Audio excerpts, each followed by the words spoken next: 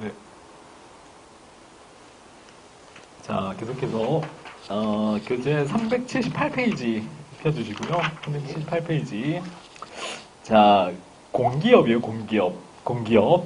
자, 논점 중요도는 B급. B급. 자, 공기업이라는 개념은 약간 좀 복합적인 개념이죠. 그래가지고 약간 공익을 추구하는 공익 추구성하고요. 그다음에 기업이기 때문에 이윤 추구성이 같이 결합되어 있는 개념이에요. 그래서 상당히 조화되기 어려운 두 개의 이념을 동시에 추구하는 되게 어려운 조직이다라고 얘기를 할 수가 있고요. 돈을 너무 막 밝혀. 그래서 한전에서 뭐 전기료를 인상하려고 그래요. 그러면은 국민들한테 지탄을 받죠. 욕을 먹죠. 자, 근데 돈을 너무 못 벌어 또. 그래서 공기업 적자가 계속 누적돼. 그러면은 국민들한테 지탄을 받죠. 그래서 잘해도 욕을 먹고 너무 많이 해도 욕을 먹고 못해도 욕을 먹는 게 공기업이라는 조직이에요. 자, 그래서 굉장히 조화되기 어려운 두 개의 요소를 같이 이념적으로 추구하고 있다. 그런 조직이다라는 거를 기억하시고, 자, 그래서 밑에 개념에도 나와 있죠. 기업적 성격을 지니는 사업을 의미한다. 국가나 지방자치단체의 사업 중에서 공공성의 원칙을 실현하기 위한 국민에 의한 통제. 국민들은 통제를 하잖아요.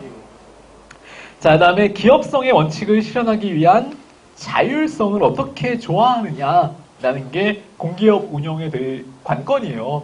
그래서 통제와 자율성 그 두 개의 요소를 잘 조화시키는 게 공기업에서는 굉장히 중요한 요소이고요. 자, 우리는 그냥 공기업이라고만 알고 있지만 사실은 공기업의 종류가 있어요. 총 3가지 종류로 나뉠 수가 있는데, 자, 거기 이거는 그냥 강학상의 분류예요. 학문상의 분류, 이론상의 분류. 물론 법 조문상의 분류이기도 해요. 뭐래. 자, 공기업을 몇 종류로? 3가지 종류로 나눌 수 있다라는 거. 자, 그래서 첫 번째는 정부 부처형 공기업. 정부 부처형 공기업이고요. 자, 이거는 사실은 그냥 정부랑 똑같아요. 정부랑 똑같기 때문에 그냥 정부 부처의 하나다 이렇게 생각을 하시면 돼요. 정부 부처형 공기업. 자, 그 다음에 공사형 공기업. 공사형 공기업이라는 이제 공기업 종류가 있고요. 그 다음에 마지막으로는 주식회사형 공기업. 자, 정부 부처형이 있고, 그 다음에 공사형이 있고요. 그 다음에 주식회사형이 있고. 자, 정부 부처는 그냥 정부 부처다 이렇게 생각하셔도 돼요. 이거는 상대적으로 뭐가 큰 거예요? 자율성보다는 공공성.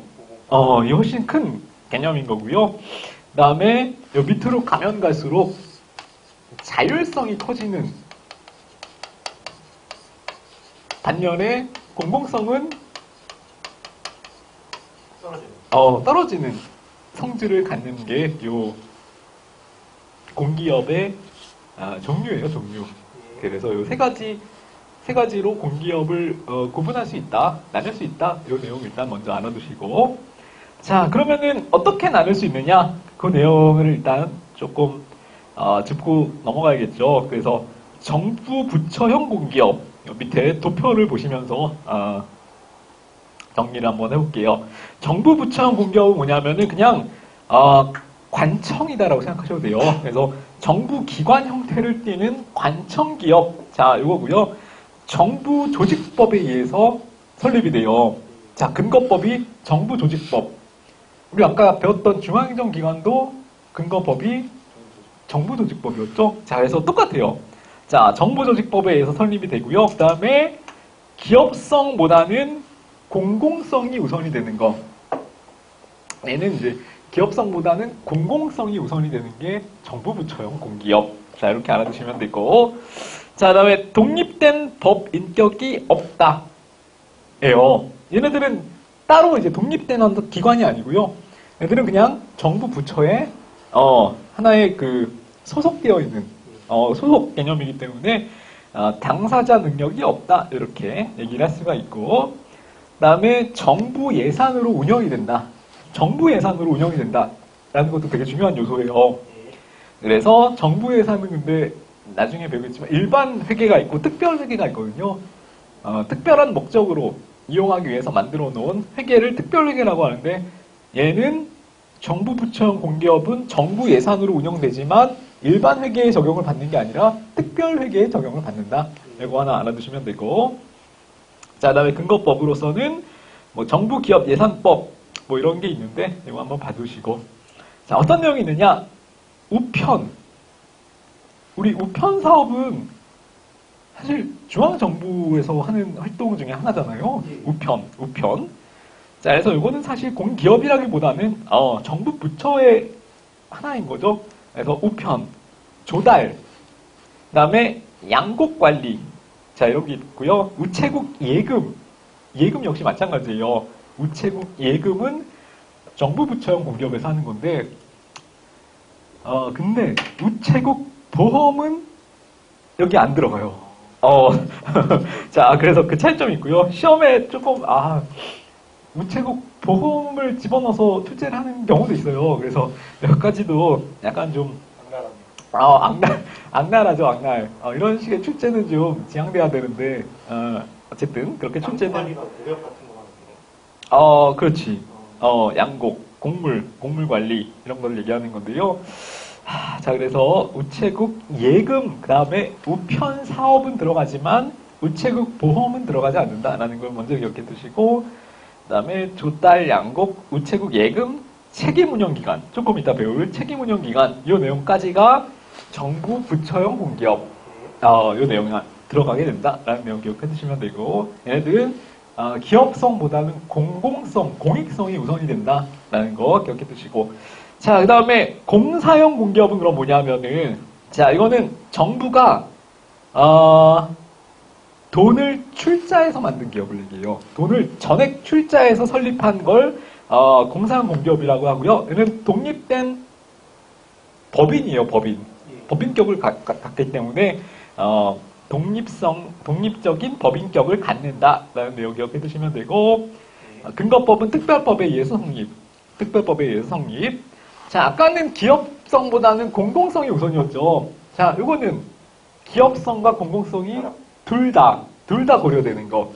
자, 이거는 공공성보다 기업성이 더 우선되는 거. 이렇게 나눌 수 있거든요. 근데 공사형은 기업성과 공공성을 둘 다 추구하는 형태. 이렇게 기억하시면 되고요. 자, 독립된 법인격이 있다고 했죠. 그렇기 때문에 소송할 때 소송의 당사자 능력이 있어요. 그것도 같이 보시면 되고, 정부 예산으로 운영되는 게 아니라 국가 예산으로 운영되는 게 아니라 독립채산제라 그래가지고 자기 예산으로 별도의 예산으로 운영이 되고, 근거법이 공공기관 운영에 관한 법률이 있어요. 그래서 요 근거법에 적용을 받는다라는 거. 자, 그래서 여기 임원은 준공무원이요. 임원은. 근데 직원은 그냥 회사원이요. 그래서 아까 정부 부처형 공기업 요거는 소속 직원이 뭐였어요? 공무원. 공무원이었어요, 공무원. 근데 공사형 공기업은 임원은 준공무원, 직원은 회사원, 이렇게 구분을 해요, 신분을. 근데 저거 이제 정부 부처형이잖아요. 네. 그 공무원, 우리나라 공무원 따질 때 저 공무원 들어가요. 쟤네는 공무원이라고 봐요. 공무원이라고 보죠. 그럼 공무원 우리나라 퍼센트 있잖아요. 거기에 통계로 잡히죠. 잡혀요? 그 우체국 직원들 당연히 공무원이라고 인식하고 있잖아요, 우리가. 마찬가지예요. 그러니까 법적으로 따져보면 정부 부처형 공기업이긴 하지만 뭐 사람들 인식이나 신분이나 통계나 이런 것들은 다 공무원으로 산정을 하는 거죠. 그래서 직원의 신분은 일반 공무원이다. 이렇게 알아두시면 되고, 자, 반면에 공사형 공기업, 정부가 전액 출자하는 거, 그 다음에 특별법 의해서 성립하는 거, 공공성과 기업성이 결합되어 있는 거. 예. 자, 그다음에 독립된 법인격을 갖는다. 당사자 능력이 있다. 국가 예산으로 운영되는 게 아니라 독립채산제로 운영된다. 자, 그다음에 공공기관 운영에 관한 법률이 적용이 된다. 이 내용 기억하시면 되고, 어떤 게 있느냐? 철도공사, 석탄공사 이런 게 있어요. 근데 공사형 공기업하고 주식회사형 공기업을 나누기가 좀 애매하긴 한데 어쨌든 자 몇 개만 눈에 좀 익혀두시고요. 일단은 자 마지막으로 주식회사형 공기업이에요. 주식회사형 공기업. 자 이거는 정부가 전액 출자를 하는 게 아니고요. 민간 자본 일부와 정부의 출자가 결합되어 있는 혼합형 기업. 자, 출자를 전액 출자하는 거는 공사형 공기업. 그다음에 민간 자본이랑 같이 결합해서 설립하는 거는 주식회사형 공기업. 이렇게 구분을 하니까 이렇게 기억해 두시고. 자, 나머지는 거의 비슷해요. 근데 얘네들은 이제 공공성보다는 상대적으로 기업성을 더 추구한다라는 게 특징이고요.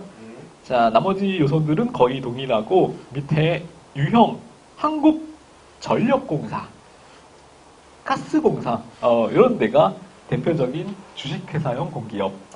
일단 받으시면 되고 자 공기업은 그럼 왜 발달하는가?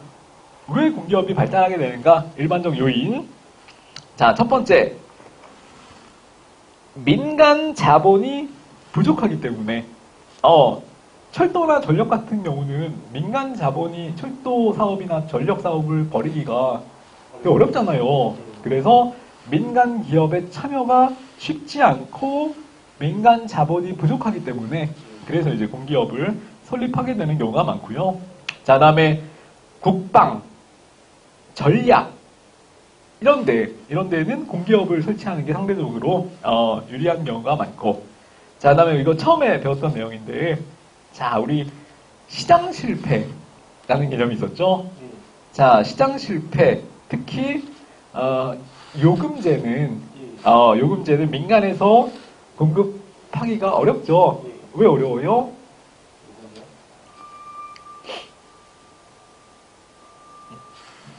찾아봐. 네, 처음에 이거 앞단원을 복습하고 왔다 그래서 잠시 기대했어. 자, 요금제 같은 경우는 이제 독과점 같은 문제점이 발생될 수 있죠. 그래서 시장 실패 대응하기 위해서 공기업을 만드는 거고요. 이제 종합성 대개성이 있어서. 그렇지. 자, 밑에 정책 사회주의 정당들이 집권하면서 오히려 요 국유화 주요 기업들을 국유화하는 과정에서 공기업이 만들어지기도 해요. 이런 경우도 있을 수 있고요. 자, 그래서 공기업의 발달 요인을 이렇게 여러 개, 몇 개 정도로 추려서 정리를 할 수가 있고요. 자, 밑에 보시면은 공기업의 민영화 요인 플러스 그래가지고 두 개로 구분해놨죠. 개념을 공기업화, 그 다음에 사기업화 이 개념이 있죠. 자, 공기업화는 어떻게 하는 거예요? 공적 영역을 늘리는 거예요. 늘리는 거고, 사기업화는 사적 영역을 늘리는 거고, 그 다음에 공기업화는 시장 실패에 대처하기 위해서 하는 거고, 그다음 반면에 사기업화는 무슨 실패에 대처하기 위해서? 사기업화는 정부 실패. 그렇지. 시장 실패 반대니까 정부 실패에 대처하기 위해서 이렇게 이념적으로 이데올로기적으로 보자면 공기업화는 사회주의랑 사기업화는 시장주의나 신자유주의랑 관련이 있는 거. 이건 뭐 개념 어렵지 않으니까 같이 묶어서 기억하시면 돼요.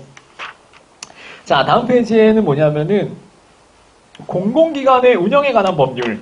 공공기관의 운영에 관한 법률이라는 법률이 나오는데, 자, 공공기관의 운영에 관한 법률은 요 세 가지 유형의 공기업 중에 어디에 적용이 되는 근거법이에요? 공사형이랑 주식회사. 그렇지. 이렇게 두 개에 적용이 되는 거예요. 자, 여기에 적용이 되는 근거법. 공공기관의 운영에 관한 법률.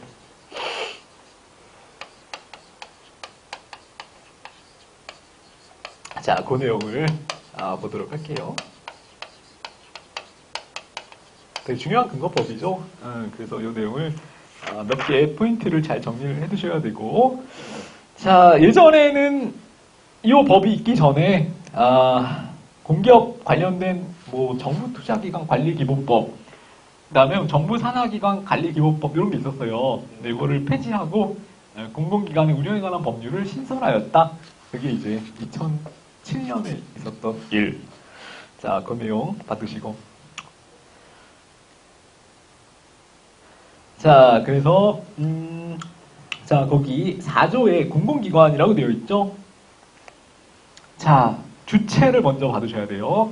주체는 기획재정부 장관은 이렇게 되어 있죠.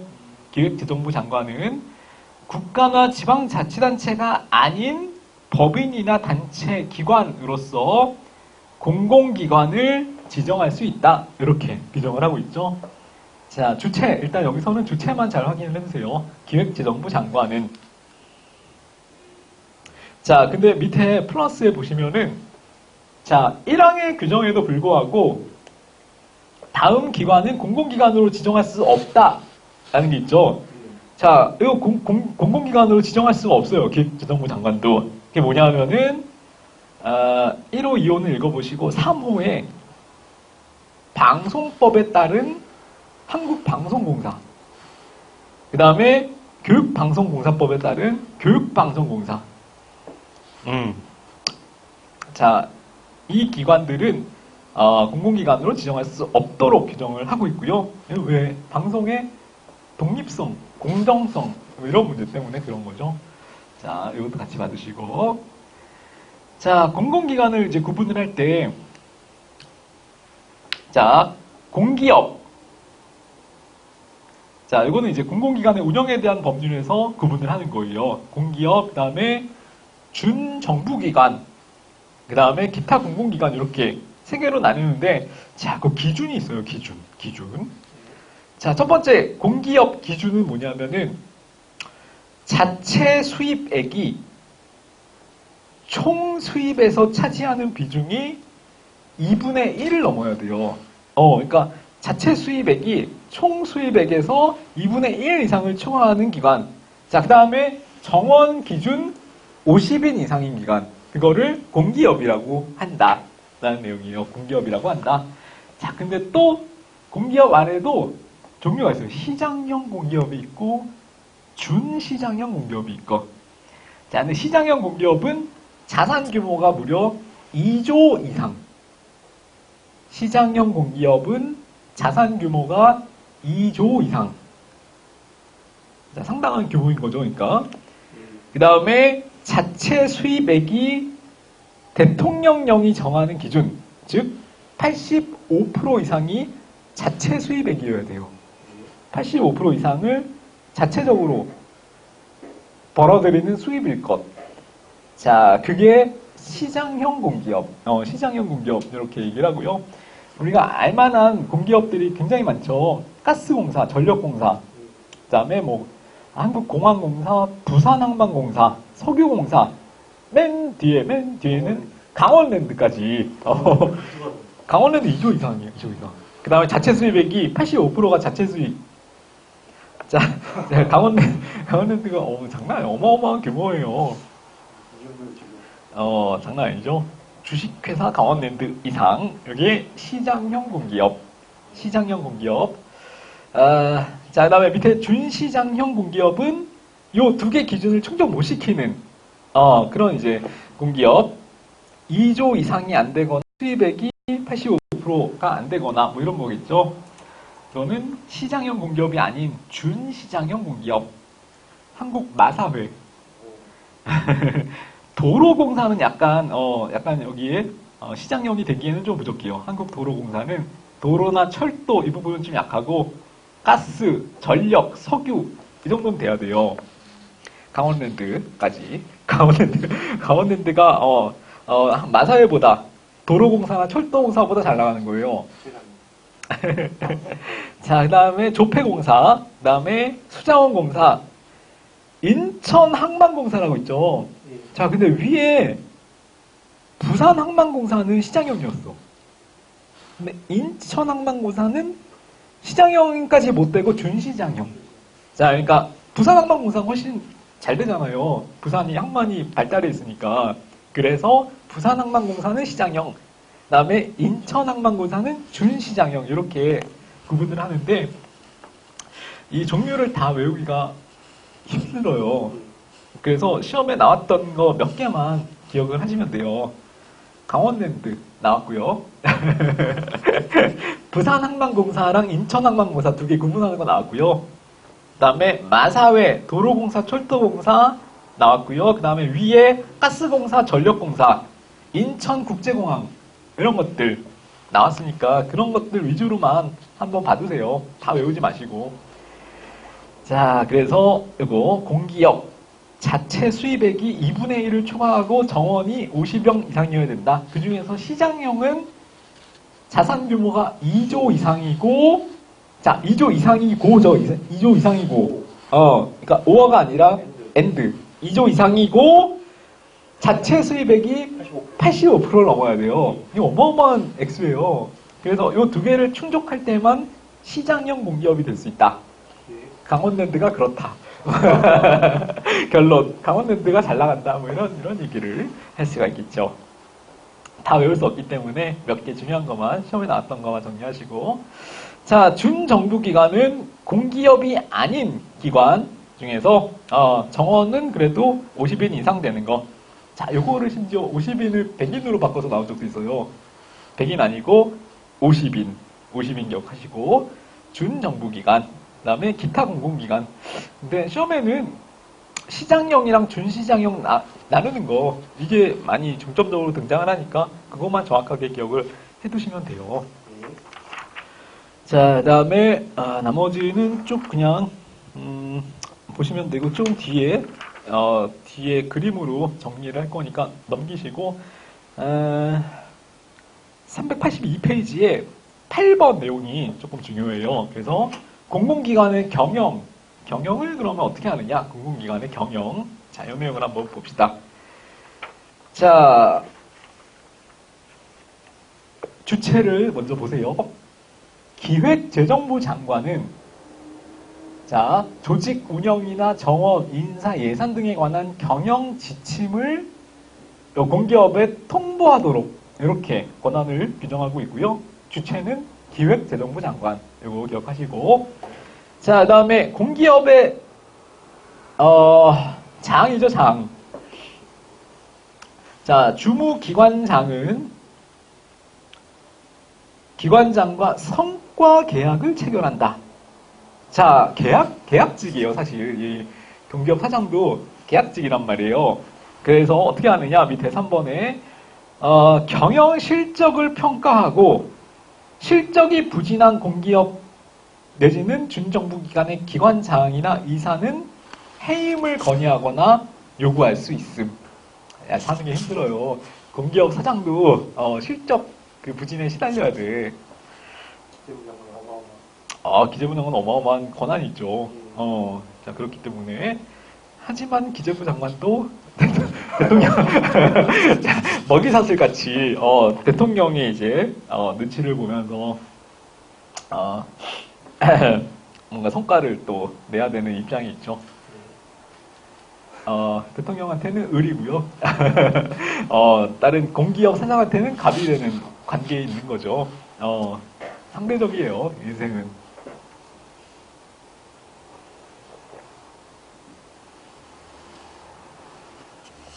자, 그 내용까지 받으시면 되고. 자, 그래서 경영실적을 이제 그때그때 평가해서, 기획재정부 장관한테, 자칫 잘못하면 해임을 당하거나 해임을 건의당할 수 있다라는 내용까지 일단 봐주시고요. 좀 구체적인 내용이 383페이지에 정리가 되어 있어요.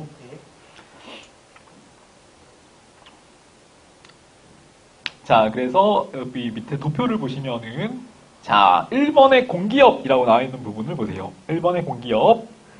자, 시장형이 있고 준시장형이 있었죠, 아까. 시장형 기준은 자산 규모가 2조 이상, 자체 수입이 대통령령으로 정하는 기준 85% 이상. 두 개를 둘 다 충족시킬 때 시장형, 이렇게 표현을 했었죠. 자, 근데 준시장형 중에서, 자, 85% 이상은 아니지만, 자산 규모가 2조 이상 되는 거 있을 수 있잖아요. 그것까지 묶어서 자산 규모가 2조 미만은 따로 통제를 안 하고요. 2조 미만은 별로 중요하지 않게 생각해. 그래서 2조 이상. 그 다음에 2조 이상 되는 준시장형이랑 그 다음에 2조 이상 되는 시장형 두 개를 묶어가지고 통제를 하는 거예요. 어떻게 통제를 하느냐? 감사위원회를 의무적으로 설치를 해야 되고요. 그 다음에 기관장, 집행기관인 기관장이랑 의결기관인 이사회를 따로 분리해서 두도록 이렇게 규정을 하고 있어요. 이렇게 통제하는 방법.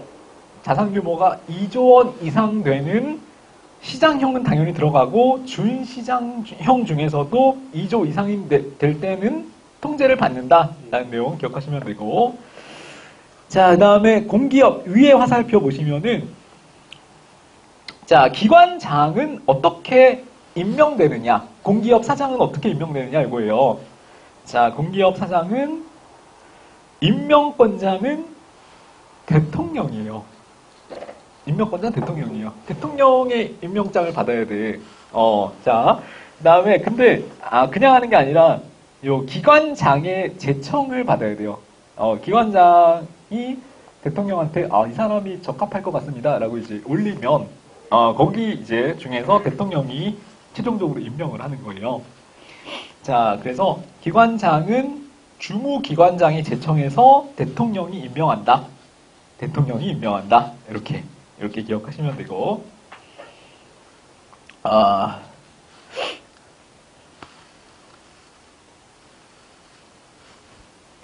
자, 그래서 기관장은 기재부 장관이 제청을 하는 게 아니고요. 누구? 아니, 제청은 주무부 장관. 그러니까 다르잖아요. 한정 같은 경우는 어디에 소속되어 있어요? 그렇지. 그러니까 산업통상부 장관이 제청을 하고 임명을 대통령이 하는 거예요. 대통령이 임명을 하고. 자, 그래서 제청권자를 만약에 물어볼 수도 있고 임명권자를 물어볼 수 있어요. 임명권자는 대통령이고 제청권자는 주무기관장. 이렇게 기억하시면 돼요. 자, 그거는 기관장, 사장. 자, 근데 다른 직책, 감사는 그럼 어떻게 하느냐? 감사는 대통령이 임명해요, 마찬가지로. 근데 감사는 제청권자가 누구냐면은 기획재정부 장관이요. 자, 헷갈리죠? 자, 그래서 기관장, 사장. 기관장은 누가 제청을 해요? 주무부 장관. 그래서 임명은 대통령. 감사는 기재부 장관. 제청은 그렇지. 기재부 장관이 해서 임명은 대통령. 자, 요 순서니까 이거를 구분을 해서 기억을 하세요. 감사와 기관장이 제청권자가 다르다. 여기에 포인트가 될 수 있어요. 자, 그거 기억하시고, 밑에 이사는 뭐 크게 많이 안 나오는데 상임이사는 기관장이 임명을 하고요. 그 다음에 비상임은 기획재정부 장관이 임명을 하고. 자, 근데 감사랑 기관장 두 개가 헷갈리고 시험에 나오니까 이것만 정확하게 구분할 수 있게 정리를 하세요. 아셨죠?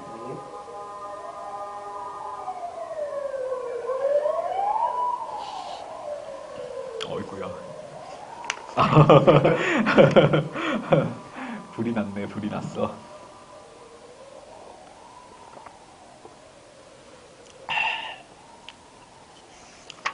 자, 그래서 시장형과 준시장형, 그 다음에 그 직책 중에서 기관장과 감사의 임명 절차, 제청권자랑 임명자 이 내용만 잘 정리를 해놓으시면 되고, 일단은 넘어가시고, 자, 그 다음에 나오는 게 책임 운영기관이라는 개념이에요. 책임 운영기관. 자, 우리 책임 운영기관은 앞에서 민영화 내용 다룰 때 일부 다뤘던 기억이 나시죠? 정말? 자, 그래서 여기 일단 거기 또 표를 보시면요. 표를 보시면 자, 우리 기획과 관련된 중요한 핵심 내용은 분류를 하자면 일반 행정의 영역이라고 정리를 했었죠. 자, 근데 기획은 그래서 일반 행정의 영역이기 때문에 민영화를 시킬 수가 없죠. 자, 민영화를 시킬 수 있는 부분은 집행 기능 중에서 일부에 해당되는 내용인데, 자, 아예 그냥 민간으로 다 넘겨버리고 정부는 전혀 책임을 지지 않는 방식은 민영화라고 했죠, 민영화. 정부가 책임을 지지 않는 방식은 민영화. 자, 정부가 책임을,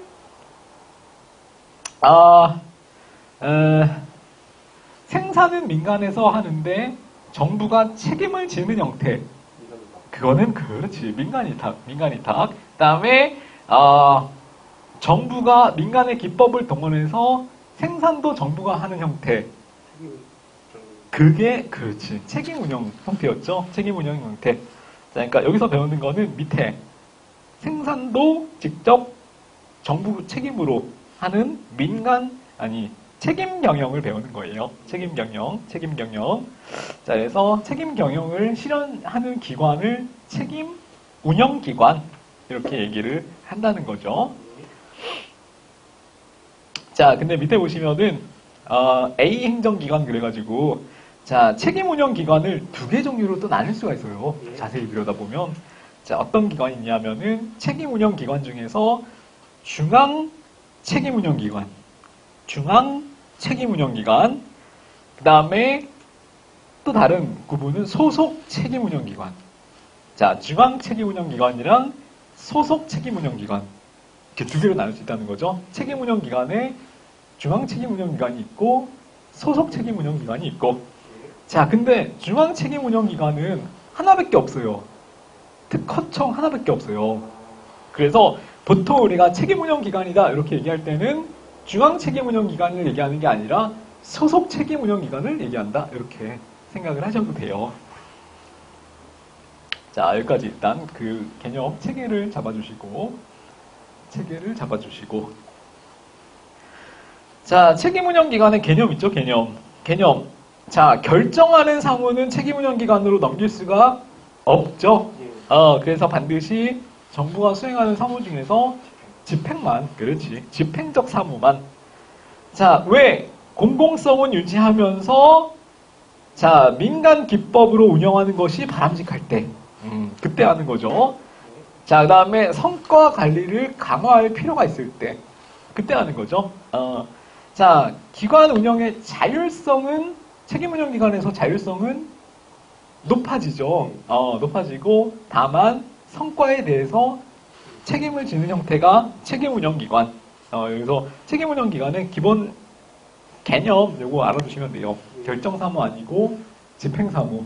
그 다음에 자율성은 부여하되 성과에 대해서 책임을 지도록 한다. 이 내용 기억하시면 되고. 그 다음에 기관의 성격은 정부 조직이에요. 이것도 정부 조직이기 때문에 구성원들도 공무원이에요. 공무원. 자, 그 다음에 행정의 접근 방법 중에서 얘네들은 신공공관리론의 원리에 따라서 등장을 하였다. NPM, 신공공관리론의 원리에 따라서 등장하게 되었다라는 거. 그렇지. 정부 실패. 정부 실패의 해결 방안의 하나로서 등장을 한 거죠. 자, 그 다음에, 결정 기능과 집행 기능이 명확하게 분리되어 있는 영역에 적용이 가능한 거고요. 자, 근데 마지막에 정부 팽창의 은폐 수단으로도 악용이 가능하다. 이런 단점도 있어요. 그래서 좋은 것만은 아니다. 이런 내용도 알아두시면 되고. 자, 언제 처음으로 만들어졌느냐? 영국 대처행정부 때부터 책임운영기관이라는 것이 처음 만들어지기 시작했다. 자, 그 다음에 우리나라도 책임운영 설치 운영에 관한 법률을 99년에 제정해서 40개 기관 정도에서 책임운영기관을 운영하고 있다. 네, 이렇게만 알고 계시면 돼요. 자, 책임운영기관은 어느 분야에서 설립이 되느냐? 공공성이 강한 그래서 공공성이 강하면서도 완전히 민영화시키기는 좀 곤란하고 정부가 책임을 지고 생산을 해야 되는 민간 기법을 동원할 필요가 있는 공공성이 강한 분야 이런 분야 있죠. 이런 분야에 적용이 된다. 그다음에 성과 관리가 용이한 분야. 왜 그래요? 성과 관리가 용이해야만 성과에 대한 책임. 그렇지. 책임 운영 기관이잖아. 그러니까 책임을 지고 운영을 해야 되는데 성과를 측정하기가 모호하면 책임을 지도록 할 수가 없잖아요. 그래서 반드시 성과 관리가 용이한 분야에서만 이게 적용이 가능하다. 이렇게 볼 수가 있고요. 자, 그다음에 내부 시장 창출 가능한 분야. 이런 거. 내부 시장화가 필요한 분야. 이런 거. 자, 그다음에 수익자 부담 적용이 원칙이 적용이 되는 분야. 의익주의, 맞아요. 의익주의. 자, 그래서 사용료, 수수료 같은 것들을 이제, 자체 재원 확보가 가능한 분야, 이런 데를 얘기하는 거예요. 자, 밑에 책임 운영 설치, 운영에 관한 법률. 자, 이것도 몇 개만 체크를 하고 넘어갈게요. 자, 책임 운영 기관은, 자, 누가 설치를 하느냐? 누가 설치를 할 것 같아요? 기획재정부 장관이 아니라 이번에는 모든 권한을 다 기획재정부 장관한테 몰아줄 수는 없잖아요. 그래서 책임운영기관은 행정안전부 장관은 주체가 행정안전부 장관이에요. 자, 행정안전부 장관이 다른 기획재정부나 다른 행정기관장과 협의해서 대통령령으로 설치하도록 이렇게 주체는 기획재정부 장관이 아니라 행정안전부 장관이다. 이렇게 알아두시면 돼요. 왜냐하면 시험에 항상 기획재정부 장관으로 바꿔서 나와요. 그러면 다들 속아 넘어가죠. 기획재정부 장관한테 모든 권한이 다 있지는 않다. 조직 운영과 관련된 권한은 대부분 행정안전부 장관한테 있어요. 그래서 그거 기억해 두시고 현재 48개 기관이 선정 운영되고 있다. 그래서 국립현대미술관 아니면 국립중앙극장, 그 다음에, 통계청, 이것도 마찬가지고요. 경찰병원, 이것도 마찬가지예요. 국립서울병원, 이런데. 자, 이런 데가 지금 현재 책임운영기관으로 운영되고 있다. 자, 아까 책임운영기관의 종류는 두 개 있었죠. 중앙책임운영기관이랑 소속책임운영기관. 중앙책임운영기관은 몇 개? 한 개. 특허청 하나만. 나머지는 다 소속책임운영기관. 이렇게 나눌 수가 있고요. 자, 그래서 밑에 여기 쭉 나와 있죠. 기관의 성격, 사무에 따른 구분인데, 이걸 다 뭐 정리하실 필요는 없어요. 이런 게 있구나. 라는 거 구경만 해두시면 되고. 자, 386페이지에 나오는 요 도표가 중요해요. 그래서 요 표를 위주로 정리를 하시면 돼요. 자, 한번 봅시다. 설치와 해제. 자, 아까 주체가 누구였다고요? 책임운영기관을 설치하는 주체는? 행정안전부 뭐 이렇게 오래 생각해? 행정안전부 장관이 누구랑 협의해서? 기재부 장관이나 어? 행정기관장. 협의해서, 뭐에 근거해서? 법률 아니고 대통령령에 근거해서 설치를 하는 거예요. 자, 그래서 포인트 행정안전부 장관이 기획재정부 장관이나 해당 중앙행정기관 장과 협의하여 대통령령으로 설치할 수 있다. 뭐 폐지도 마찬가지고 설치하거나 폐지할 수 있다. 이 내용 기억해 두시고요. 자, 그다음에 기관장의 채용. 기관장을 어떻게 채용할 것이냐. 이 내용이에요. 자, 소속 중앙행정기관의 장은 개방형 임용이라고 불리는 공개 모집 절차에 따라 그러니까 개방형으로 임용을 하는 거예요. 개방형으로 경험이 풍부한 사람, 능력이 있는 사람 중에서 기관장을 선발. 그래서 어떻게 하느냐? 국가공무원법에 적용을 받지만 임기제 공무원으로 활용. 임기제. 자, 그래서 몇 년이냐? 몇 년이게요?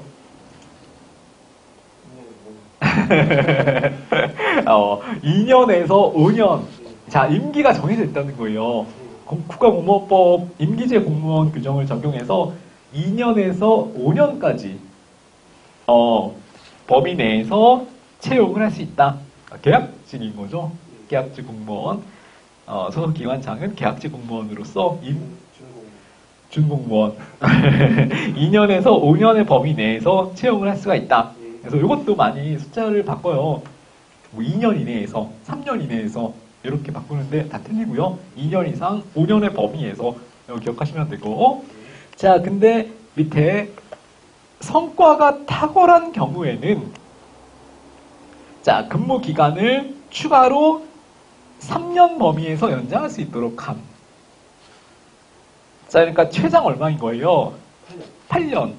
최장 8년까지는 가능하다. 성과가 탁월한 경우에 하나요.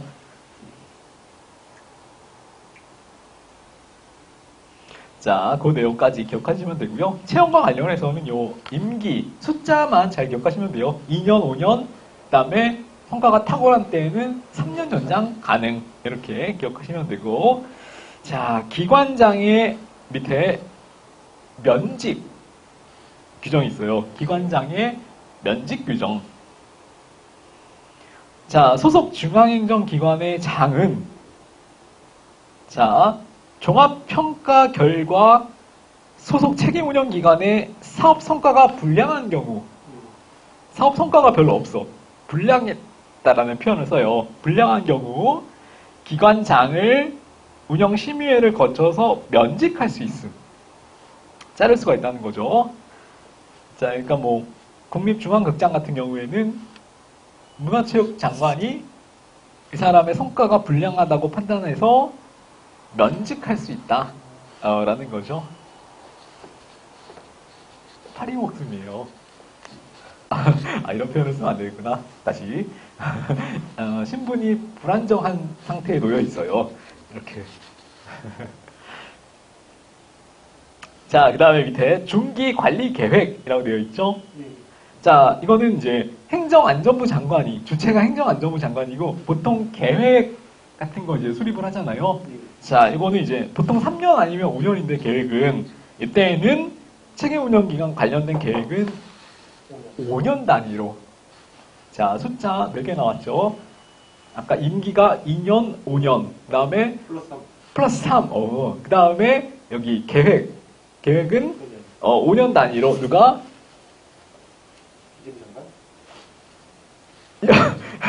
아니, 설치하는 사람이 누구야? 설치의 주체가 누구예요? 행정안전부 장관이에요. 기재부 장관에서 벗어나 좀. 벗어나. 망령이 붙어 있어. 자, 그래서, 항상 헷갈려. 학생들이 기획재정부 장관을 너무 좋아해. 그래가지고, 뭐 웬만하면 다 기획재정부 장관이라고 생각하는 경향이 있는데, 아니에요.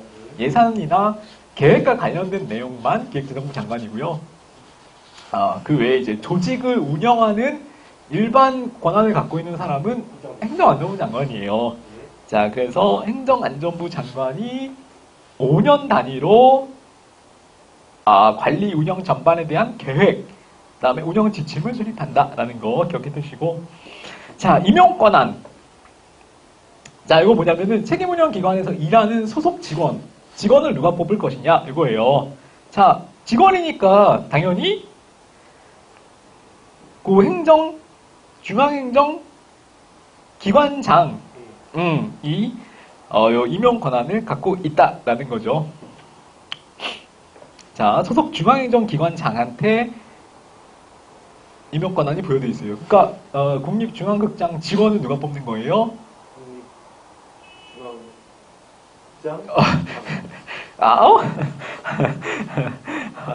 아니야. 소속 중앙행정기관장한테 있다는 거예요. 문화체육부 장관한테 있다는 거죠. 문화체육부 장관한테 있다는 거예요.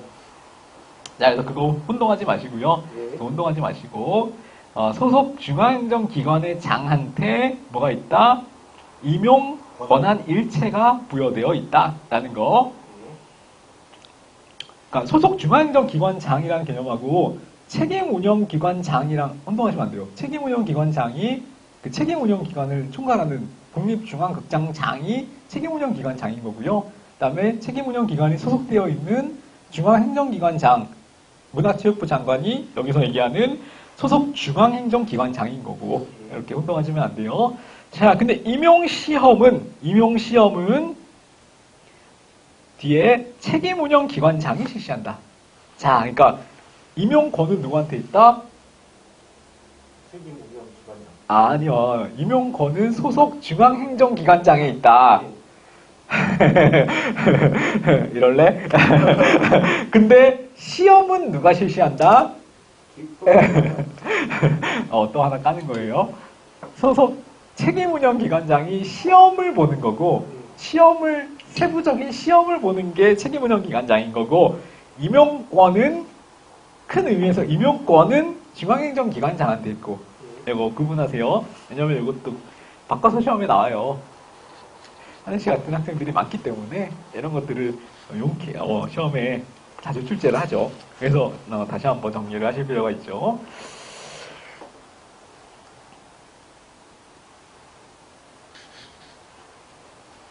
자, 그 다음에 밑에 구성원들의 신분은 아까 뭐라 그랬어요?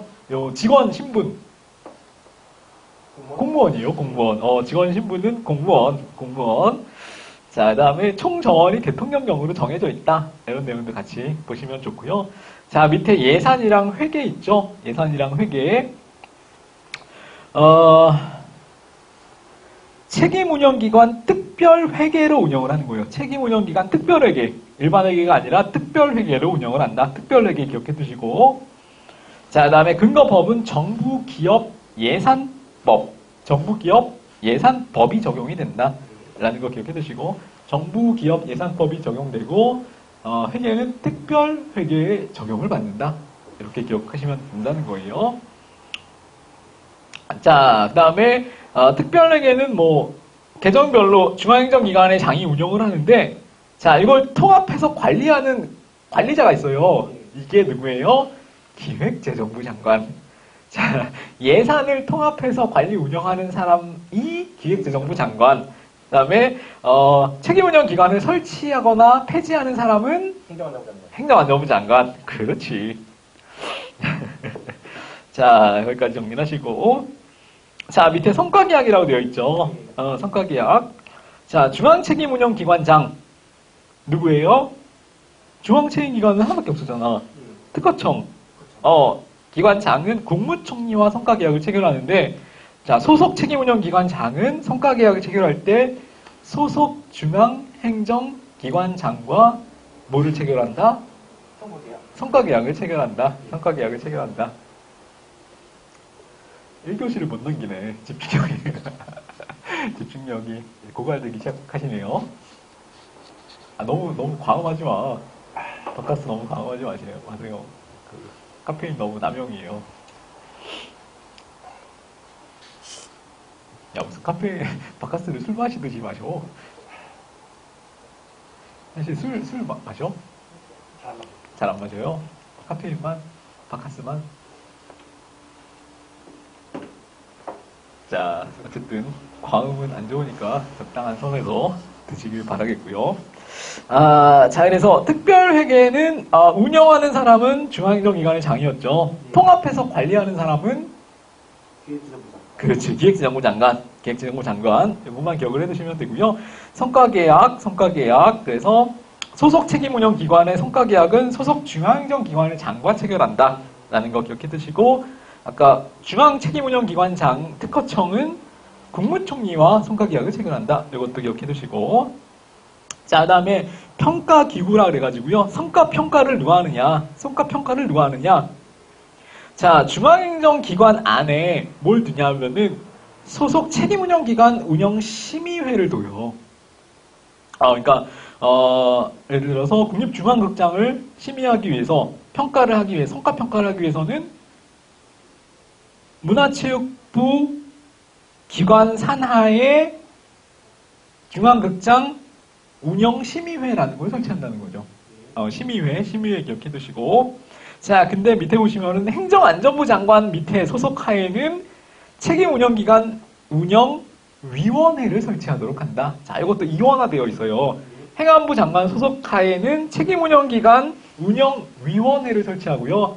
그다음에 소속 중앙행정기관 안에는 뭘 설치한다? 소속 중앙행정기관 안에는 심의회를 설치한다. 운영심의회를 설치한다. 행정안전부 장관 밑에는 운영위원회를 설치한다. 소속 중앙기관 밑에는 소속 운영심의회를 설치한다. 심의회랑 운영회를 혼동하시면 안 돼요. 운영위원회를 심의회랑 위원회를 구분할 것. 그럼 각각에 하나씩 있는 거다. 기관마다? 그렇죠, 그렇죠. 왜냐하면 기관마다 책임운영기관이 있잖아요. 예. 그래서 다 중앙행정기관마다 요 운영심의회라는 것이 설치되어 있어요. 이것도 구분해 주시고. 자, 그 다음에 우수기관에 대한 평가 특례. 그래가지고 종합평가 결과 2회 연속 특별히 우수하다고 인정되는 기관은 자, 2년 범위에서 종합평가를 유예해주는 특혜를 준다. 라는 내용이에요. 그래서 이거 2년 범위에서 2회 이상 특별하다고 인정되는 기관 2년 범위에서 투투. 자, 이거 기억해 두시고 2년 2회. 자, 그 다음에 오른쪽으로 넘어와서 자, 참고는 그냥 뭐 참고하시고요. 플러스. 자, 중앙책임운영기관. 우리는 소속 책임운영기관에 대한 내용만 쭉 했잖아요. 중앙책임운영기관은 그럼 어떤 내용이 있느냐? 특허청이죠. 특허청 하나니까 어차피. 자, 다른 거는 그냥 안 보셔도 돼요. 임기가 2년이다. 임기가 2년이다. 그 다음에 한 번만 연임이 가능하다. 요거. 얘는 그럼 소속이 2에서 5고 얘는 2년이에요? 응. 근데 지금 우리나라 특허청장은 정무직이에요. 정무직. 그리고 임기는 2년, 한 차례만 연임이 가능하다. 자, 아까 평가 기구는 동일해요. 그래서 중앙책임운영기관 장 밑에 구조, 이원화되어 있는 구조가 거의 유사하죠. 그래서 심의회를 설치한다. 행정안전부 장관 소속하에는 운영위원회를 설치한다. 그래, 알았어. 위원회를 설치한다. 이렇게 나눠져 있다라는 것도 같이 받으시면 되는데, 시험에는 사실 거의 안 나오기 때문에, 요, 아까 봤던 소속 책임운영기관 운영 관련된 법 있죠. 그거를 기억하시면 돼요. 자, 확실하게 정리하는 의미에서 간단히 리마인드를 해보면, 자, 아까 채용, 기관장의 채용은 임기제 공무원의 규정이 적용돼서 몇 년에서 몇 년? 2년에서 5년. 그 다음에, 성과가 탁월한 경우에는 몇 년 범위에서? 플러스 3년까지. 그렇지. 플러스 3년까지. 자, 소속 책임운영기관을 설치하거나 폐지할 수 있는 주체는 누구예요? 행정안전부 장관. 자, 그 다음에, 행정안전부 장관은 관리 계획, 책임운영기관 관리 계획을 몇 년마다, 계획을 몇 년마다 수립해야 된다? 그렇지. 5년마다. 자, 그 다음에 책임운영기관 소속 공무원에 대한 임용권은 누구한테 있어요? 임용권은 행정안전부다. 중앙행정기관장. 자, 행정안전부 장관이랑 또 혼동하시면 안 돼요. 행정안전부 장관은 책임운영기관을 설치할 수 있는 설치권자고요. 그 직원을 선발할 수 있는 임용권자는 그렇지. 중앙행정기관장. 시험을 볼 수 있는 시험권자는 소속 책임운영기관장. 그렇지. 소속 책임운영기관장. 그거 혼동하시면 안 되고. 자, 그다음에 소속 직원들은 다 신분이 공무원 신분이고, 그다음에 뭐 특별회계로 운영되고 정부기업 예산법이 적용되는데, 자, 이거를 통합해서 관리하는 사람은 누구예요? 기획재정부. 그렇지. 기획재정부 장관. 자, 소속 책임운영기관장은 소속 중앙행정기관장과 성과계약을 체결하죠. 성과계약을 체결하고, 자, 성과를 평가할 때는 중앙행정기관 산하에 책임운영기관 심의회를 설치하죠. 반면에 행정안전부 장관 소속으로는 운영위원회를 설치하고 두 개 이원화되어 있다는 거 기억하시고, 자, 2회 이상 특별히 우수하다고 인정되는 기관은 몇 년의 범위에서? 2년. 그렇지. 2년의 범위에서 유의할 수 있다. 완벽하네. 됐어요. 자, 이렇게만 정리해 두시면 되고, 조금 헷갈려요. 시험에 나오면. 그래서 특히 그 주체, 행안부 장관이냐, 그다음에 뭐 중앙행정기관장이냐, 책임운영기관장이냐, 그다음에 기획재정부 장관은 언제 등장하느냐, 뭐 이런 내용들을 위주로 정리를 하시면 돼요. 아, 그러니까요. 자, 이제는 다음 페이지에 388페이지에 조직 관리 부분이 나오는데, 자, 이거는 이제 이번 시간에 다 마칠 수가 없기 때문에 다음 시간까지 해서, 자, 이제 저기 조직이 얼마 안 남았잖아요. 자, 남은 조직론의 핵심이에요. 요 동기부여 이론. 동기부여 이론. 자, 그 다음에 뒤에 나오는 리더십 이론. 자, 그게 이제 남은 조직론의 딱 가장 중요한 핵심 포인트. 좀 반가운 거 같아요. 왜? 그 안전의기사 쌀 때 여기 차트가 나와요. 진짜요? 예. 그럼 좀, ERG나 뭐 알겠네. 자, 예술로 이런 거. 동기부여 이론은 두 종류로 나뉘어요. 그래서 내용 이론이 있고요. 그 다음에 과정 이론이 있어요. 자, 오늘 진도를 어디까지 나가시는지는 일단 모르겠지만 할 수 있는 만큼 하고 나머지는 다음 시간에 정리를 하는 걸로 할게요. 다음 시간까지 조직론이 끝나요. 그래서 다음 시간까지 마무리를 할 수가 있기 때문에 여유 있는 마음으로 접근을 해봅시다. 자, 조직 관리라는 거고요. 그 중에서도 이제 중요시 되는 이론이 동기부여 이론. 동기부여 이론. 자, 동기부여는 뭐예요? 이 조직 구성원들이 어떻게 하면 일을 하도록 마음을 움직일 수 있을까? 사기앙양 동기를 부여할 수 있을까를 연구하는 이론이에요. 그걸 이제 동기부여 이론이라고 하고요. 시험에 굉장히 자주 나오기 때문에 당연히 이제 S급 문점이고, 그리고 맨 처음에 나오는 내용은 인간관에 따른 조직관리 기법인데 이 내용은 어렵지 않아요. 어렵지 않은 만큼 중요하지도 않은데 일단 한번 간단하게 정리를 해볼게요. 자, 먼저 맨 처음에 인간을 보는 관점은 합리적 경제인이었죠. 합리적 경제인적인 인간관. 자, 합리적 경제인으로 만약에 인간을 가정하면 경제인에 대해서는 어떻게 경제인을 다뤄야만 이 사람 경제인에게 동기부여를 할 수가 있어요. 그렇지. 경제적 보상이 필요한 거죠. 경제적 보상. 자, 그래서 뭐 간단히 얘기하면 그냥 돈 주면 돼요. 돈 주면 열심히 일하는 거예요. 자, 왜냐하면 인간관 자체가 자기 이익을 극대화시키는 합리적 경제인이기 때문에 자, 가장 중요한 동기는 경제적 보상 내지는 경제적 유인 이렇게 표현을 하죠. 유인, 경제적 유인이 필요하다. 자, 그래서 심지어는 인간의 감정을 보는 관점도 거의 디귿에 있죠. 굉장히 인간의 감정이라는 거는 합리적 이익을 추구하는 활동을 방해하는 요소다. 이렇게 접근을 해요. 감정은 쓰잘데기 없는 방해물에 불과하다.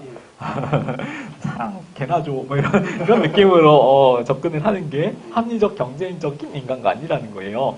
자, 그래서 그러니까 조직은 어떻게 해야 돼요? 감정 같은 요소를 배제하고 통제하는 게 조직 관리의 관건이 되는 거죠.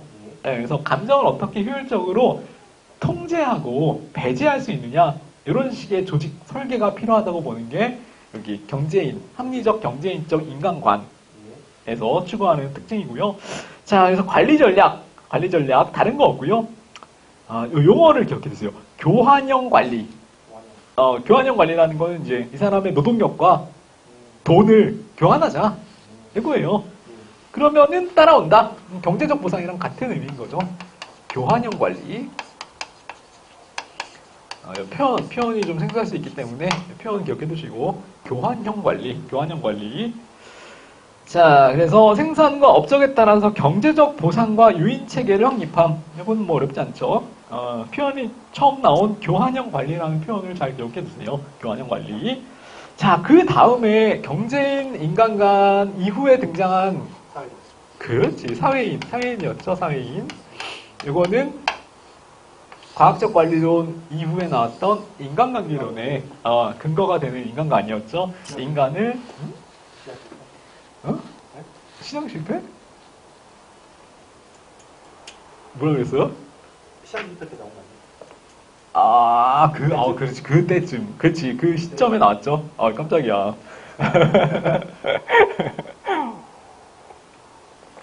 아이고. 자, 그래서, 사회적 인간관은 인간을 사회적 존재로 인식한다. 자, 그러면은, 인간을 어떻게 대우해야 돼요? 이때는 경제적 보상만 해주면 됐었어. 근데 이때 사회인인 인간에게 동기를 부여하기 위해서는 뭘 해야 돼요? 감정을 만족시켜줘야 되죠. 그렇죠. 자, 그래서, 인간의 안정감, 소속감에 대한 욕구를 충족시켜줘야 된다. 사회적 욕구를 충족시켜줘야 된다라는 거고요.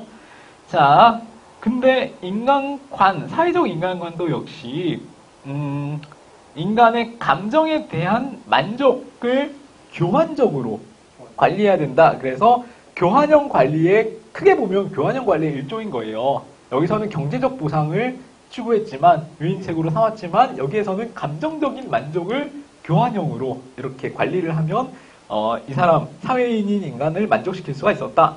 이렇게. 자, 그래서 이때는 필요한 게, 감정적으로 만족을 해줘야 된다. 사회적 유인.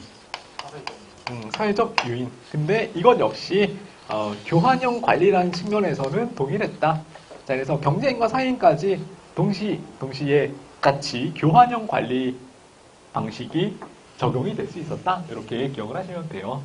자, 그 다음에 나온 게 뭐냐면은 인간관 중에서 이거 이제 처음 다루는데 자아실현형 인간관이라는 인간관이 있어요. 자아실현형. 메슬로우 할 때도 나오는데요. 자아실현형 인간관. 자, 이건 언제 나왔냐면은 인간관계론을 또 세분화시키면 전기가 있고요. 후기가 있어요. 후기 인간관계론을 할 때 요 자아실현형 인간관을 언급을 하게 되는데 그건 그냥 간단하게만 봐두세요. 자, 인간은 조직 속에서 자아를 실현하는 존재로 파악한다. 인간은 자아 실현을 목적으로 한다라는 거예요. 자, 그래서 동기유발을 하기 위해서는 어떻게 해야 된다? 자율적으로 업무를 성취해서 스스로 이 직업 만족에 의해서 자아 실현하는데 이바지할 수 있도록 이렇게 관리를 해줘야 된다라는 거죠. 자, 그래서 관리 전략 3번의 리을을 보시면은 성취감이나 만족감 같은 내적 보상을 얻도록 하는 것이 중요하다. 이 심리적 만족인데, 자, 아까 사회적 인간관의 바탕을 둔 사회적 만족도 이런 것보다 좀 더 한 단계 나아가서 이 사람 개개인의 내적인 자아 실현을 할 때 얻어지는 내적인 만족감 뭘까? 당신 알아? 자아 실현을 통해서 얻어지는 내적인 만족감이라는 것이 있대. 그래서 그걸 얻도록 하는 거, 그게 이제 훨씬 중요하다라는 거예요. 자, 그래서 그걸 하려면 이 일을 통해서 자아 실현을 도모할 수 있도록 일과 자아 실현을 연결시켜주는 전략, 그게 필요한데 그거를 통합형 관리, 통합형 관리라고 하는 거예요. 자, 통합형 관리가 뭐냐면은 조직의 목표와 개인의 자아 실현을 통합적으로 연계시켜주는 거 있죠. 조직 목표랑 자아 실현, 이거를 같이 연계시켜주는 방식의 관리를 하는 것, 그거를 통합형 관리 이렇게 얘기를 한다는 거죠. 자, 그래서 이때까지는 교환형 관리였죠. 여기서는 통합형 관리가 필요하다. 이렇게 접근을 하는 거예요. 통합형 관리. 개인의 목표와 조직의 목표를 통합하는 방식. 이렇게. 자, 그래서 뒤에 뭐 대표 이론 나오는데 이거 또 하나씩 볼 거예요. 메슬로우 맞아요. 메슬로우의 자아 실현, 그 욕구를 얘기했고, 맥그리거 입장에서는 Y 이론, X 이론, Y 이론을 주장한 학자인데, 그 다음에 뭐 성숙인, 이것도 나중에 나오고, 그 다음에 엘더퍼의 성장 욕구, 이런 거 들어봤어요? 맞아. ERG. ERG. 자, 좀 이해하기 쉽겠네. 설명하기 쉽겠네. 오케이. 자, 그 다음에 맨 마지막에 나온 게 가장 현대적인 인간관이 복잡한 인간형. 복잡인이에요, 복잡인. 자, 요것도 이제 가장 최근에 등장한 인간관. 복잡인. 자, 인간은 단순하게 일반화하거나 유형화할 수 없다. 이거예요. 자, 복잡한 존재다. 이렇게 접근하는 게 복잡인. 자, 그러니까 복잡인은 그럼 어떻게 관리를 해줘야 동기가 부여돼요? 복잡하게 사람에 따라 맞춤형 관리. 자, 그거를 뭐라 그러냐면은 거기 밑에 관리 전략 중에서 다원적 관리 전략. 다원적 관리.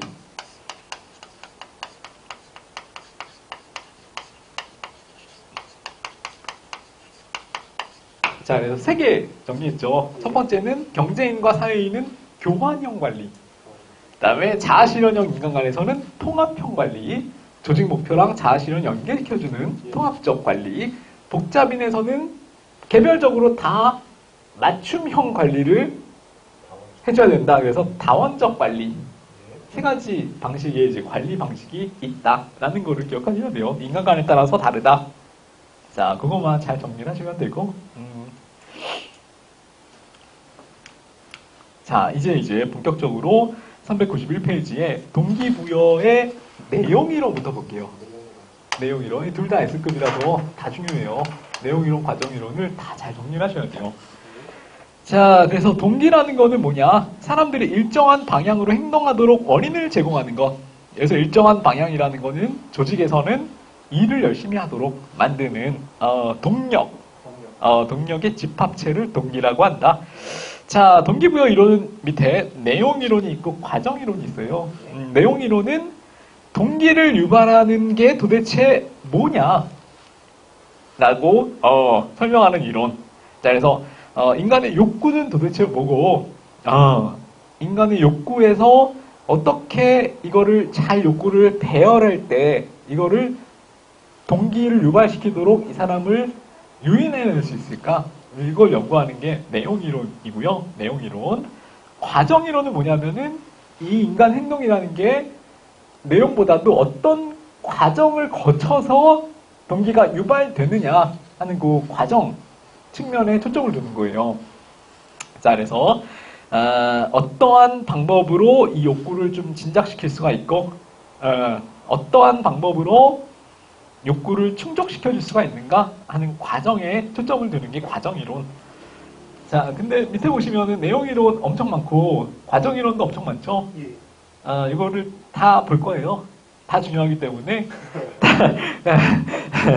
나중에 하나씩 정리를 하면 이게 다 눈에 익어요. 지금은 좀 생소한데 메슬로우의 욕구 이론, 알더퍼의 ERG 이론, 그 다음에 맥그리거의 X 이론, Y 이론, 허츠버그의 동기 이론, 위생 요인 이론, 아지리스의 성숙 미성숙 이론, 뭐 이런 것들이 다 중요하고 다 정리를 해 나가다 보면 이거 뭐 금방 정리돼요. 자, 그다음에 과정 이론도 굉장히 중요하죠. 뭐 VIE 이론, 기대 이론 이런 것들이 있고요. 형평성 이론 이런 것들이 다 대부분 중요하니까 이것들 하나하나 정복해 나가는 걸 목표로 삼아볼게요.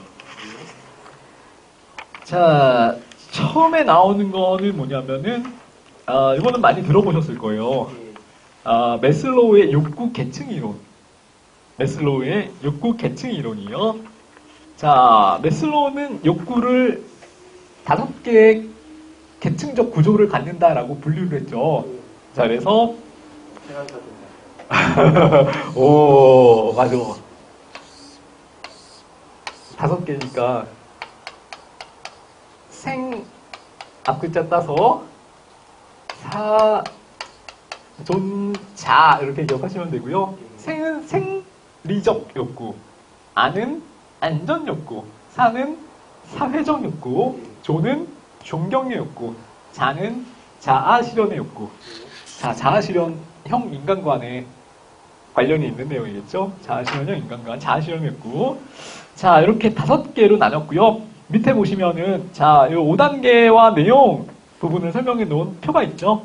자, 생리적 욕구는 뭐예요? 생존을 위해서 필요한 의식주 이런 것들을 얘기하는 거고, 자, 욕구의 강도가 제일 높아요. 강도가 제일 높은 게 생리적 욕구예요. 자, 그래서 생존을 위해서는 꼭 기본적으로 반드시 충족해야 되는 욕구. 무슨 욕구? 생리적 욕구.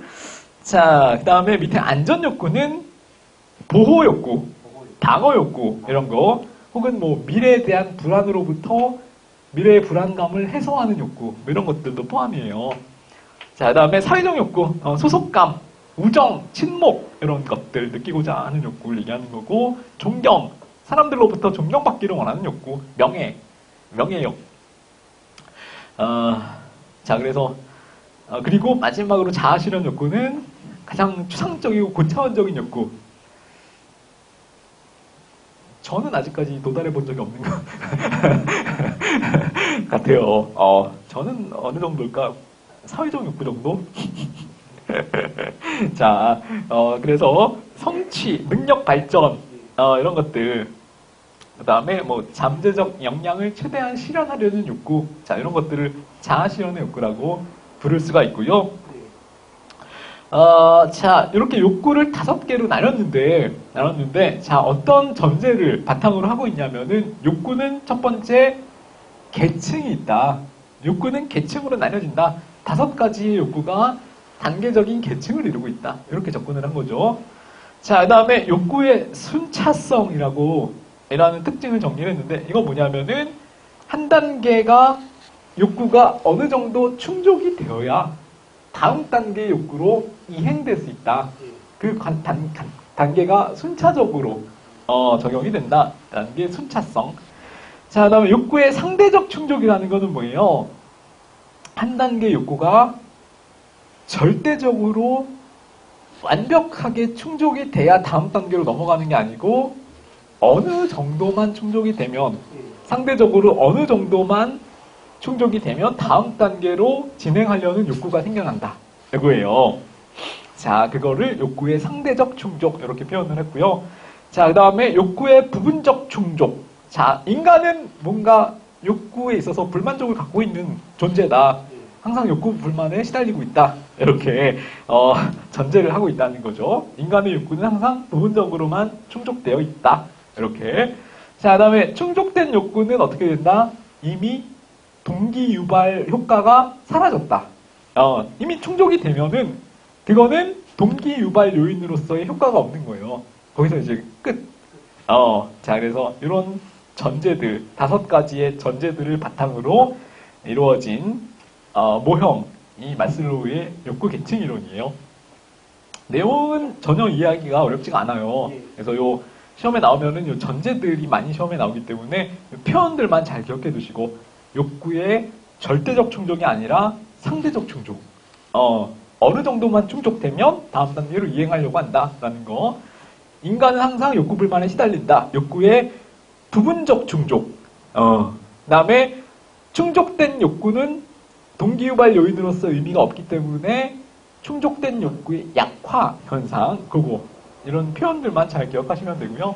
자, 근데 이거는 모든 사람이 다 똑같이 이런 계층을 갖는다고 보는 거예요? 개인적인 차이를 인정해주는 거예요? 인정해요.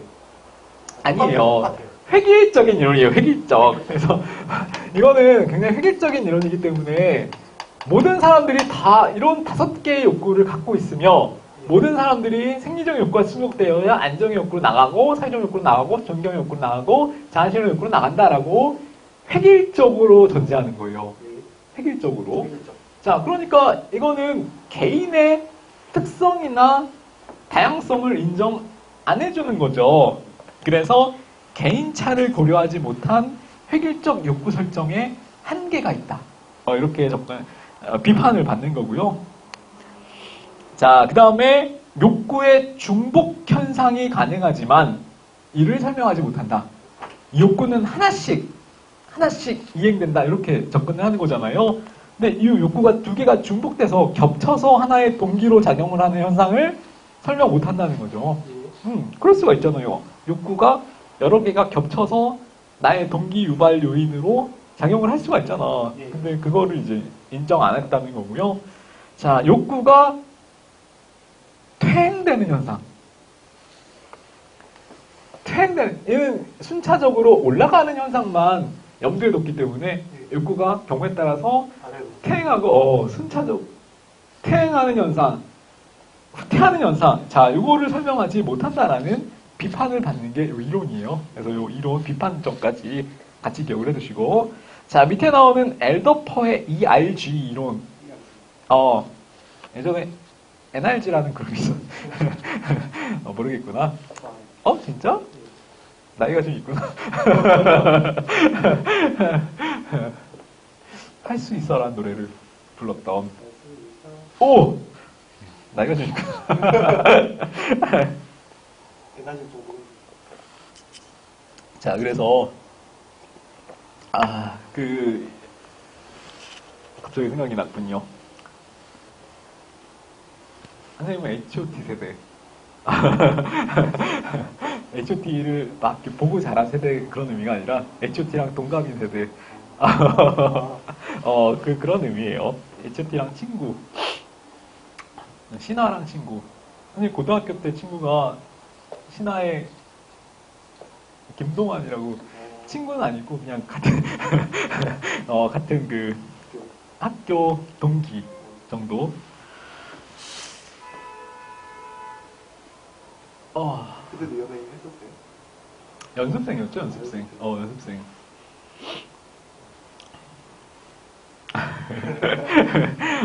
아니야. 더 이상 언급은 하지 않겠어. 자, 엘더퍼의 ERG 이론. ERG 이론이에요. ERG 이론. 자, 엘더퍼는 아까 메슬로우는 욕구를 몇 개로? 5개로 나눴잖아요. 5개로 나눴는데 이건 너무 세부적이고 무의미하다. 3개 정도의 기준이면 충분하다. 이렇게 접근을 하는 게 엘더퍼의 ERG 이론이에요. 그래서 첫 번째는 생존의 욕구. 그걸 이제 존재의 욕구. 그래서 E로 표현을 했고요. 그 다음에 이제 상위 욕구가 관계의 욕구. 그래서 그건 R. 그 다음에 성장의 욕구. 그래서 G. 이렇게. 자, 근데 메슬로우의 욕구 계층 이론이랑 같이 묶어서 비교를 하실 필요가 있어요. 그래서 거기 표에 보시면은, 자, 생존 욕구는 어디까지예요? 생리적 욕구랑 안전의 욕구 중에서 안전의 욕구를 나누는 거예요. 물리적 안전의 욕구까지만 이 정도겠죠? 이 정도까지만 뭘로 보자? 생존 욕구로 보자. 생존 욕구로 보자. 생존 욕구 이렇게. 자, 그 다음에 신분 보장의 욕구부터 시작해서 사회적 욕구 포함되고 존중 욕구 중에서 남의 인정을 받는 욕구 있죠. 자, 존중 욕구를 2개로 나누는 거예요. 타인의 인정을 받는 존중의 욕구가 있을 수 있고 나 스스로를 인정하는 욕구가 있을 수 있잖아요. 자, 그 중에서 타인의 인정을 받는 존중 욕구까지 포함해서 뭘로? R. 관계 욕구. 자, 그 다음에 스스로를 인정하고 존중하는 것부터 자아 실현의 욕구까지 이거를 성장 욕구로 보자. 자, 그래서 밑에서부터 ERG 이론 이렇게 엘더퍼라는 학자가 주장했어요. 학자 이름까지 같이 붙여서 기억을 하시면 편해요. 엘더퍼의 ERG 이론. 자, 이거는 메슬로우의 욕구 이론과의 차이점이 뭐예요? 일단 욕구의 2개의 욕구가 중복되는 내용까지도 같이 설명을 할 수 있었던 거죠. 왜냐하면은 묶어서 설명을 했기 때문에. 자, 그래서 욕구의 중복 현상을 설명을 할 수가 있었다라는 거. 자, 그 다음에 이 사람은 뭘 또 주장을 했냐면은 욕구라는 게 올라가기만 하진 않는다. 경우에 따라서는 퇴행하기도 하고 후진하기도 한다. 그래서 후진적, 퇴행적 진행을 인정을 하고 제시를 했어요. 그게 약간 특징. 자, 근데 이건 역시 매슬로우의 이론처럼 개인의 다양성을 인정 안 한 거죠. 그렇기 때문에 개인차는 고려하지 못한 거예요. 모든 사람의 욕구가 세 단계로 이루어져 있다. 모든 사람이 다 ERG를 갖는다. 이렇게 얘기를 한 거니까 개인의 다양성을 인정하지 못한 획일성 있는 이론이었다라는 게 한계점으로 지적된다라는 거 기억하시면 되고, 자, 그 다음에 역시 학자 이름도 기억하세요. 맥그리거의 XY 이론. 맥그리거의 XY 이론. 자, 이거는 우리가 익숙하기 때문에 정리 금방 하고 넘어갈 수가 있죠. 맥그리거는 X 이론의 인간관에 입각한 관리가 현대에는 적합하지 않다. 현대에는 Y 이론에 입각한 조직 관리가 필요하다라는 건데, 자, X는 뭐고 Y는 뭐예요? X는 인간을 보는 관점이, 그치, 합리적 경제인 같이 인간은 일을 하기 싫어한다. 책임을 지기 싫어한다. 야망이 없다. 2번에 야망이 없고 책임지기를 싫어하고 외재적인 지도를 받으려고 한다. 자, 인간은 4번에 자기 중심적이고 창의력을 발휘하지 못한다. 인간은 금전적 보상에 반응하고 외재적 유인에 반응한다. 나쁜 건 다 있어요. 인간 혐오적인 관점인 것 같아. 자, 그래서 관리를 어떻게 해야 된다? 당근과 채찍을 줘야 된다. 당근이라는 거는, 그렇지. 경제적 보상. 뭔가 좀 따뜻한, 유연한 접근. 그 다음에 채찍은 강한 접근, 강경한 접근. 이런 것들을 그때그때 활용할 수 있어야 된다. 결국 뭐에 의한 관리예요? 교환에 의한 관리예요. 교환적 관리. 자, 그래서 이렇게 관리 전략을 이렇게 주장을 하는 게 X이론. 자, 반면에 Y이론은 인간을 보는 관점이, 복잡인, 약간 관련이 있죠. 이 사람은 어쨌든 두 개로 크게 나눴기 때문에 다른 이론들과도 약간 관련성이 있을 수 있어요. Y이론과 관련해서는. 자, 그래서 인간은 일을 싫어하는 것이 아니다. 인간은 일을 좋아한다. 1번부터 의문을 제기하고 있어. 자, 인간은 일을 싫어하는 것은 아니다. 좋아한다고 안 했잖아요. 싫어하는 것은 아니다. 이렇게. 자, 그 다음에 방향을 스스로 정하고 자율적으로 자기 규제를 할 수 있는 존재이다. 이렇게. 창의력과 상상력을 발휘할 수 있다. 자, 그 다음에 책임 있는 행동을 수행하고자 한다. 이기적이만 행동하는 것이 아니라 타인을 위하여 행동하기도 한다. 이렇게 주장을 하는 게 Y이론의 기본 전제예요. 인간을 보는 관점. 자, 그래서 관리를 그럼 어떻게 해줘야 되느냐? 개인과 조직 목표를 통합하는 통합형 관리. 통합형 관리? 자아실현형 인간관에서 나오는 관리 전략이었네. 그러니까 Y이론이랑 자아실현 인간관이랑 약간 연결이 될 수 있는 내용인 거죠. 자, 그래서 이런 내용들이 있고요. 통합형 관리를 추구하였다라는 거. 자, 근데 비판도 받아요. 뭐냐? 너무 무리하게 양극화시켰다. 너무 무리하게 기준 없이 단순화시키고 양극화시켰다. 자, 이거는 직관에 의한 방법이다. 규범에 불과하다. 규범적 철학에 불과하다. 검증되지 않은 속담이나 격언에 불과하다. 약간 이런 맥락으로 까였죠. 자, 그래서 X이론, Y이론. 근데 되게 중요한 이론이고요. 행정학할 때 많이 나오잖아. 그러니까 되게 의미는 있는 이론이죠.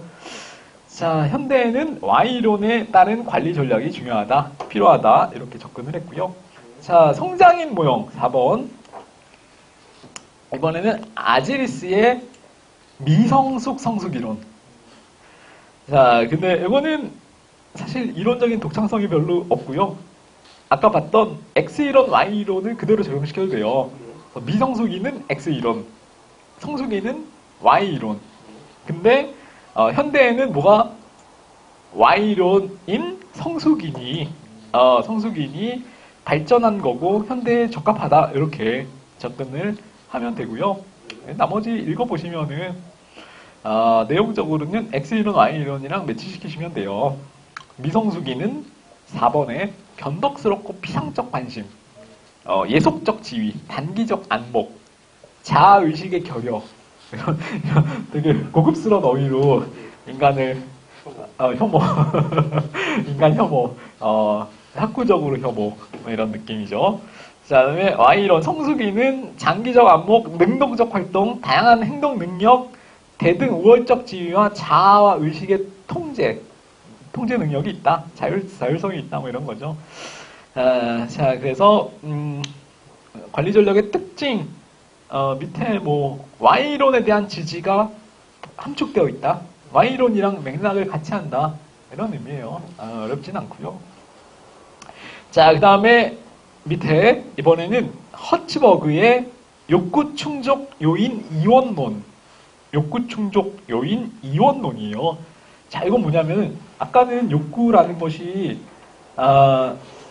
고정되어 있다. 이렇게 접근을 했잖아요. 자, 그래서 단계를 나누었을 뿐이지 이 욕구라는 것은 고정되어 있다. 이렇게 접근을 했는데, 자, 이 욕구 충족 요인 이원론은 뭐냐면은 거기 그림을 보시면은, 자, 이원화 화살표 옆에 두 개의 요인이 있는 거예요. 동기 요인, 그 다음에 위생 요인. 욕구를 두 개로 나누는 거예요. 동기 요인, 위생 요인. 자, 그래서 이제 동기 요인, 다음 페이지를 보는 게 편하겠네요. 다음 페이지 396페이지에 거기 2번을 보시면 동기 요인과 위생 요인의 구분이라고 되어 있죠. 동기 요인과 위생 요인의 구분.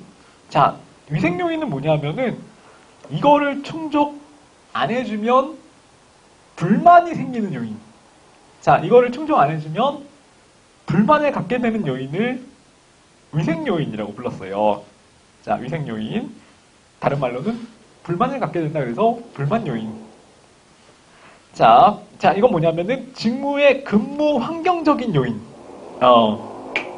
자, 감독, 보수, 대인관계, 작업 조건, 자, 이런 것들은 위생 요인 내지는 불만 요인. 자, 요게 되는 거고요. 자, 요거를 충족 안 시켜주면 어떻게 된다? 구성원들이 불만을 갖게 된다. 자, 근데 이거를 충족시켜주면 어떻게 된다? 그렇지. 자, 이게 특징이에요. 자, 불만 요인을 충족시켜주면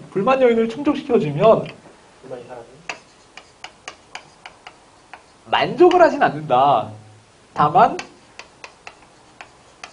불만이 없는 상태에 이를 수 있다 라고 접근을 하는 거죠. 자, 이게 무슨 요인? 위생 요인. 위생 요인 내지는 불만 요인. 불만적 요인.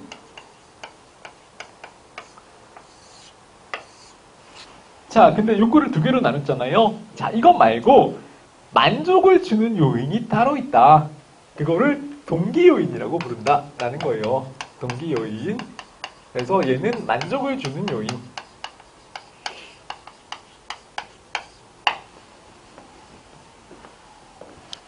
자, 그래서 이 사람을 만족시켜주기 위해서는, 자, 위생 요인을 아무리 충족시켜줘 봐야 이 사람을 만족에 도달하게 만들 수는 없다.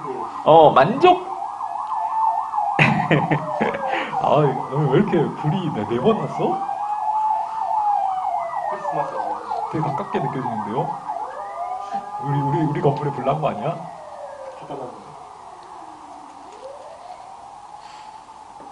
자, 어쨌든. 자, 욕구를 두 개로 나눴어요. 위생 요인과 동기 요인. 다른 말로는 불만 요인과 만족 요인.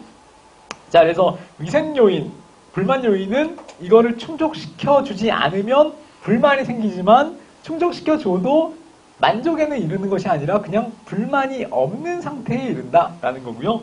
반면에 동기 요인, 만족 요인을 충족시켜줘야만 개인한테 만족감을 줄 수 있다. 자, 그래서 그건 어떤 거냐? 밑에 승진, 그다음에 책임감 있는 직무, 그다음에 자아 개발, 성장 발전, 자, 이런 것들을 충족시켜 줄 때 이 사람한테 만족을 줄 수 있고 그게 동기를 유발시키는 효과를 준다. 라는 거예요. 그래서 이거 두 개를 나눴다 그래서 역구 이원론이라고 부르는 거죠. 요인이 두 개로 나눠질 수가 있다. 만족을 주는 요인과 그다음에 이거를 충족시켜 줘봤자 만족은 못하고 그냥 불만이 없는 상태까지는 도달할 수 있는 그런 요인으로 두 개를 나눌 수가 있다라는 거예요. 자, 그래서 그 내용 보시면 되고요. 1번에 의, 2번을 보시면 만족의 반대는 불만족이 아니라 만족이 없는 상태. 불만족의 반대는 만족이 아니라 불만족이 없는 상태임을 설명하였다. 표현이 좀 헷갈릴 수 있는데 이거 한번 읽어보시고 동기요인과 위생요인의 구별 그래가지고 예시 있죠. 이것도 시험에서 지문으로 나올 수가 있으니까 위생요인은 감독, 보수, 그다음에 대인관계, 작업 조건 이런 요인들을 얘기하는 거고요. 그다음에 동기요인은 승진, 보람, 책임, 자아 개발 뭐 이런 것과 관련이 있는 내용들 얘기하는 거. 자, 그다음에 그 내용 한 2번 내용 정도만 잘 기억을 하셔도 우리 시험은 충분히 접근이 가능해요. 자, 그다음에 시간 관계상 하나만 더 할까요? 맥클리랜드의 성취 동기 이론. 맥클리랜드의 성취 동기 이론. 자, 아까 메슬로우의 욕구 계층 이론은 거의 모든 오늘 수업 못해. 수업이 다 끝났는데 뭐. 자, 오늘은 아까 메슬로우의 욕구 계층 이론은 모든 사람이 다 획일적으로 동일한 욕구를 갖고 있다라고 했잖아요. 자, 근데 맥클랜드는 거기에 이제 반발을 한 거예요. 모든 사람이 비슷한 욕구와 계층을 갖고 있는 가정이 잘못됐다. 라고 비판을 하면서 자, 개인의 동기는 특히 사회 문화와 상호작용을 통해서 학습되는 것이기 때문에 어떤 학습을 했느냐에 따라서 개인적 차이가 존재할 수밖에 없다. 욕구의 차이가 있다라고 주장을 했고요. 어떤 욕구가 그러면 있냐? 그래서 욕구의 유형을 나눴어요. 성취 욕구라는 것이 있고, 그 다음에 권력 욕구라는 것이 있고, 친교 욕구라는 욕구가 대표적인 욕구인데 사람에 따라서 더 중요하게 생각하는 욕구가 다르다. 이렇게 접근을 했다는 거죠. 성취 욕구 뭐냐면은 어떤 일을 성취하려는 욕구, 성취 욕구, 친교 욕구 이건 약간 사회적 욕구 같은 거죠. 친근한 관계를 유지하려는 욕구, 권력 욕구 이거는 이제 뭔가 힘을 행사하려는 욕구 뭐 이런 거죠. 성취, 친교, 권력 욕구 세 개로 나눴다. 성취, 친교, 권력 욕구로 나눴다. 다 와서 끝났어요. 나눴다. 몇 개로 나눴다? 세 개. 뭘로 나눴다? 성취, 친교, 권력. 성취, 친교, 권력. 이렇게 나눴다라는 거. 자, 하나만 더 볼까요? 성장인, 리커트의 4대 관리체제론. 리커트의 4대 관리체제론. 그래가지고요. 자, 이거는 이제 권위형 관리체제가 있고, 크게 나누면 민주형 관리체제. 이렇게 두 개로 일단 나눠요. 권위형, 민주형. 근데 권위형을 또 두 개로 나누는 거예요. 체제 1과 체제 2. 그 다음에 민주형도 두 개로 나눠요. 체제 3과 체제 4. 자, 두 개로 나뉘어서, 자, 관리를 어떤 형태로 하느냐? 자, 첫 번째는 권위형이면서 부하에 대한 신뢰가 없어. 부하를 불신해요. 부하를 불신하는, 그래서 부하를 착취하고 일을 시키고 뽑아먹는 데 주력하는 수탈적 권위형. 자, 수탈적 권위형. 자, 그 다음에 권위형은 권위형인데 부하한테 약간 온정을 베푸는 따뜻한 권위. 온정적 권위형. 자, 이런 게 있고요. 자, 그 다음에 이거는 이제 둘 다 권위형이에요. 어쨌든 수탈적 권위형과 온정적 권위형. 두 개의 권위형이 있고요. 반면에 민주형도 있어요. 민주형은 뭐냐면은 자, 부하에 대해서 상당히 신뢰하는 민주형. 이거는 이제 부하랑 같이 협의를 해서 부하를 참여시키는 형태. 협의적 참여형. 참여를 하게 해준다는 거죠. 협의를 통해서. 그다음에 부하에 대해서 완전하게 신뢰하고 있는 상태. 그때는 어떤 방식이냐면은 협동적 참여형.